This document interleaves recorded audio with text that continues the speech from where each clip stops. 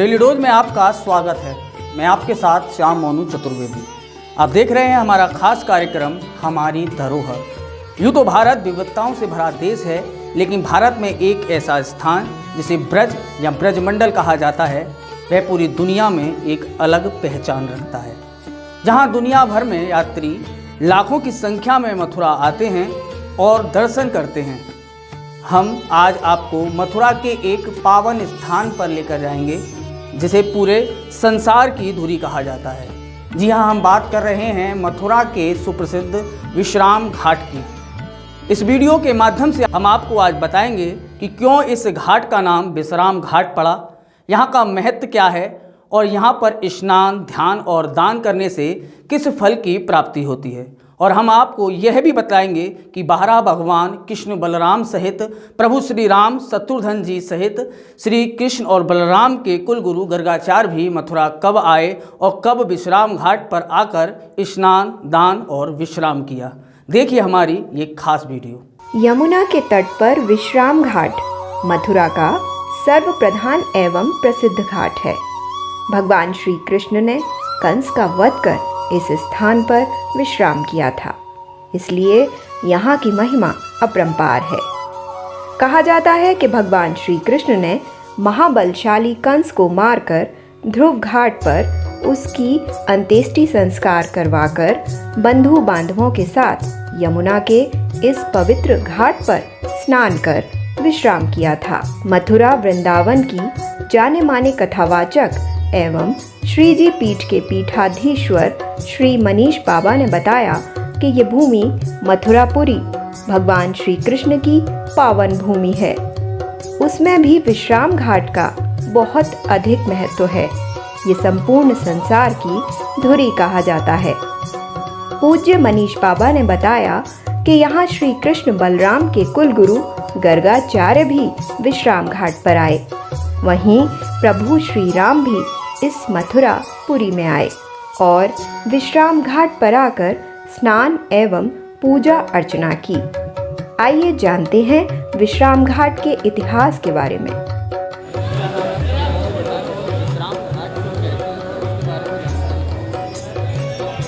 मैं राजेंद्र नाथ चतुर्वेदी, हथुआ राज के पंडा के रूप में विख्यात। विश्रांत, वैसे इसका नाम आजकल विश्राम घाट, लेकिन वाराह पुराण के अनुसार केशवो न समो देव, माथुरो न समो द्विज, विश्रांतो न समो तीर्थ, सत्यम सत्य वसुंधरे। तो विश्रांत क्यों प्रसिद्ध और क्यों ऐसी विश्रांत सबसे बड़ा तीर्थ है? क्योंकि जब पृथ्वी को हिरण्याक्ष ले गया था और भगवान वाराह ने पृथ्वी का उद्धार किया, तो वाराह पुराण में भगवान वाराह और पृथ्वी जी का ही संवाद है, जिसके विषय में उन्होंने इस मथुरा, विश्रांत और ब्रज क्षेत्र का वर्णन किया है। जिन लोगों ने अध्ययन किया है उन्हें ज्ञात होगा कि संसार का सबसे बड़ा तीर्थ यह मथुरा ही है, इससे बड़ा कोई तीर्थ नहीं है। और मथुरा का हृदय स्थल विश्रांत यानी विश्राम घाट है। यहाँ पर वाराह भगवान भूमि को लेकर आए तब विश्राम किया, भगवान ने कंस को मारा तब विश्राम किया, और जो क्लांत जीव हैं वह यमद्वितीया के दिन इस घाट पर स्नान करके यम की त्रासनाओं से विश्रांत पा जाते हैं, विश्राम पा जाते हैं कि उन्हें अब यमलोक नहीं जाना पड़ेगा। इसीलिए संसार का सबसे बड़ा तीर्थ इसे घोषित किया गया। सभी तीर्थों में महीनों, दिनों, वर्षों की तपस्या का फल है। इस तीर्थ पर एकमात्र स्नान से ही यम फंद से मुक्ति मिलने की संभावना प्रबल है, इसीलिए यह संसार का सबसे बड़ा तीर्थ है। भैया दूज यमद्वितीया वही है। यमुना जी ने अपने भाई से, आज के समय में भी बहनें मिष्ठान खिला के जो पारितोषिक दक्षिणा ग्रहण करती हैं, वही सदियों पुरानी परंपरा यही यमुना जी से और धर्मराज से ही प्रारंभ होती है।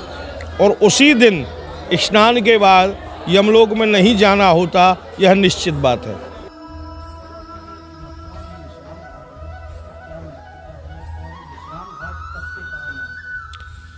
देखिए, सर्वप्रथम पुरीश्वरीं कृष्णपुरीं ब्रजेश्वरीं तीर्थेश्वरीं यज्ञतपोनिधीश्वरीं मोक्षप्रदां धर्मधुरन्धरां परां मधोर्वने श्रीमथुरा नमाम्यहम्।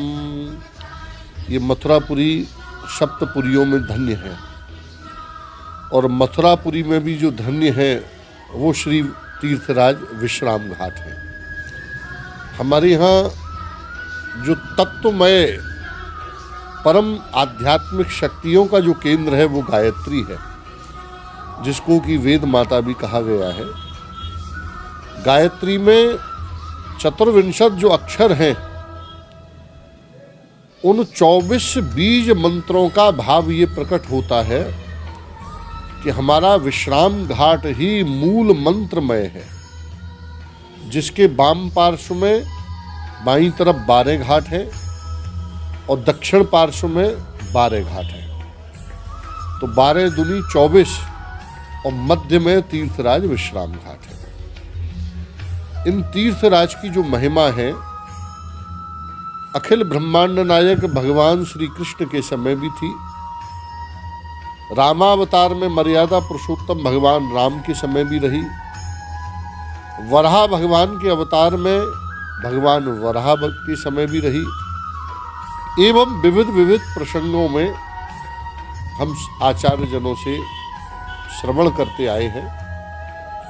और एक इस भूमि की ही ये विशेषता है कि ये गोलोक धाम की भूमि है, अन्य पृथ्वी से ये अलग है। वराह अवतार के समय जब भगवान वराह ने पृथ्वी का उद्धार करके हिरण्याक्ष का वध करके आपने यहाँ विश्राम लिया विश्राम घाट पर, तो पृथ्वी ने कहा प्रभु मैं तो आपकी डाढ़ा पर रखी हुई हूँ, आपके ऊपर हूँ, फिर आपका आधार क्या है, आप कहाँ किस तल पर बैठे हुए हैं। तब भगवान ने मुस्कुरा करके कहा कि हे भूदेवी, आप प्रलय में नष्ट हो सकती हैं, पर ये जो मेरी गोलोक धाम की भूमि है ये प्रलय में भी नष्ट नहीं है। क्यों कि गोलोक सदृशे मथुरा मंडले आदवारा भूतेश्वर क्षेत्र, ये गोलोक के समान ही भूमि है। और इस भूमि की, इस पृथ्वी की हर समय ब्रज भूमि की रक्षा सुदर्शन चक्र संरक्षते, श्री सुदर्शन चक्र इस ब्रज भूमि की हर समय रक्षा करते हैं, चारों तरफ वो घूमते हैं। तो ये प्रलय में भी नष्ट नहीं है। वहां तीर्थराज विश्राम घाट की महिमा का वर्णन करते हुए भगवान वराह जी ने कहा कि हे भूदेवी, सप्तपुरियां धन्य हैं। सप्तपुरियां एक प्रकार से मुक्ति प्रदान करती हैं। बनारस काशी आदि में जाइए तो एक प्रकार से मुक्ति है, देह छोड़ दिया जाए, किसी का शरीर शांत हो जाए तो मुक्ति है। परंतु ये मथुरापुरी धन्य है, ये 4 प्रकार से मुक्ति देने वाली है। विशेष क्यों है मथुरा? तो भगवान वराह कहते हैं कि काश्यादिपुर्यां यदि संत लोके तासां तु मध्ये मथुरैव धन्यः या जन्म मौञ्जी मृत मृत्युदाहि नृणां चतुर्धाम विदधातु मुक्ति। भगवान वराह कहते हैं कि अगर इस भूमि में किसी का जन्म हो जाए तो मुक्ति, या जन्म भी नहीं हुआ, यज्ञोपवीत संस्कार यहाँ करके हो जाए विश्राम घाट के सानिध्य में तो भी मुक्ति, मृत किसी का देह यहाँ छूट जाए तो मुक्ति, और अगर देह कहीं भी शांत हुआ हो ला करके संस्कार मथुरापुरी में कर दिया जाए तो भी मुक्ति। इसलिए ये ब्रजभूमि मथुरापुरी विश्राम घाट धन्य है। इसके तदनंतर आप देखिए कि जब शत्रुघ्न जी यहाँ विराजे, भगवान श्री राम के छोटे अनुज, तो ठाकुर जी ने यहाँ की सेवा का अवसर दिया। और जब शत्रुघ्न महाराज ने कहा कि प्रभु मेरा मन नहीं लग रहा, मैं आपके चरणों का वियोग सहन नहीं कर सकता, तो स्वयं कुछ समय के लिए मर्यादा पुरुषोत्तम यहाँ पधारे और यहाँ पधार करके आपने नित्य प्रति श्री यमुना जी स्नान विश्राम घाट पर पूजन अर्चन ये विधि से रखी। प्रत्यक्ष प्रमाण बराह भगवान विराज रहे हैं उनके सेवक। उसके तदनंतर ही वज्रनाभ जो भगवान के वंशज थे उन्होंने भी यहाँ पूजन अर्चन सब किया। भगवान वाराह जी का, दीर्घ विष्णु का, केशव देव जी ये सब उस समय स्थापित हुए। इसी के तदनंतर हम आपको एक बात और विशेष बताना चाहते हैं कि जब वज्रनाभ जी ने गर्ग मुनि को बुलाया, गर्गाचार्य जी को, जिन्होंने भगवान का नाम शमशकरण आदि किए थे, तो गर्गम मुनि समागत्य तीर्थम विश्रांत संग के, तो गर्ग मुनि जब यहाँ पधारे वज्रनाभ जी के आमंत्रण पर, तो सर्वप्रथम वो विश्राम घाट आए हैं, तीर्थम विश्रांत संग के। और वहां आकर के उन्होंने स्नान ध्यान किया, श्री यमुना जी को नमन किया, और उसके बाद में माथुरे व्यश्य विप्रेभ्यो मुनिम सर्वधनम ददौ, माथुर कुल के जो चतुर्वेद ब्राह्मण थे उनको दक्षिणा दान आदि भी गर्ग मुनि जी ने प्रदान किया। और उसके बाद में जो यज्ञ आदि हैं वज्रनाभ जी के द्वारा वो सभी संपादित कराए हैं। तो ये बड़ी ही पुण्य भूमि है। 12 घाट विश्राम घाट के वाम पार्श्व में, 12 घाट दक्षिण पार्श्व में है। देखा जाए तो आध्यात्मिक समस्त जो मंत्रों का एक कमल है गायत्री, वो गायत्री के समान ही ये विश्राम घाट है। जो जन यहाँ आते हैं, स्नान ध्यान तप दान आदि करते हैं, वही धन्य है और उन्हीं को ही सौभाग्यशाली माना गया है। जैसे कहते हैं कि कृष्ण बलराम ने कंस को मारकर यहाँ विश्राम किया है, कि यही इसी कारण विश्राम घाट है, अन्य कोई भी कारण? देखिए, जब कहीं किसी भी प्रकार से परिश्रम होता है तो परिश्रम को दूर करने के लिए एक स्थान ऐसा होता है जहां बैठ करके एक आध्यात्मिक शांति मिलती है। भगवान वाराह जी ने भी जब हिरण्याक्ष का वध किया तो श्रम हुआ, लड़ते लड़ते थकावट हुई, तो विश्रांत घाट पर बैठ करके शांति का अनुभव किया। उन्होंने भी इस बात को कहा कि हम यहाँ श्रम दूर कर रहे हैं। ठाकुर जी का द्वंद्व युद्ध कंस के साथ चला, हाथों से ही कंस का वध किया, तो आपने भी श्रम को दूर करने के लिए विश्राम लिया और विश्राम घाट पर ही विराजे। और ये वही पुण्यमय तीर्थ स्थान है जहां कंस को भी उन्होंने यही मुक्ति प्रदान की। कंस को घसीट करके आप विश्राम घाट पर लाए हैं और आपने कहा कि ये सकल शांति का जो मूल उद्गम है वो विश्रांत है, यहीं कंस को हम मुक्ति दे सकते हैं। तो ये बात सत्य है कि भगवान ने यहाँ विश्राम लिया और ये एक ऐसा दिव्य स्थान है जहाँ समस्त आध्यात्मिक क्षत्रियों का एक केंद्र है।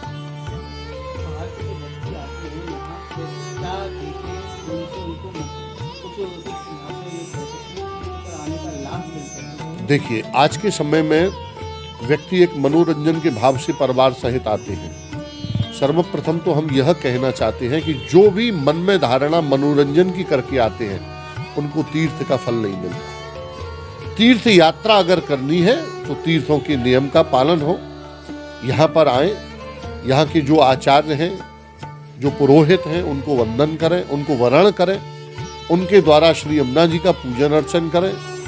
तो तीर्थ पर आकर के श्री यमुना जी जो इष्ट हैं यहाँ की, उनको नमन करें, भगवान का पूजन करें, और जो यहाँ यमुना पुत्र मातुर चतुर्वेद ब्राह्मण हैं उनका पूजन अर्चन करें, दान दक्षिणा आदि करें। ये विचार करना चाहिए कि तीर्थ पर जाकर के कोई पाप नहीं हो, काया से वाणी से हमारे द्वारा कोई भी अपराध नहीं हो, तभी हमें तीर्थ का वास्तविक फल प्राप्त होता है।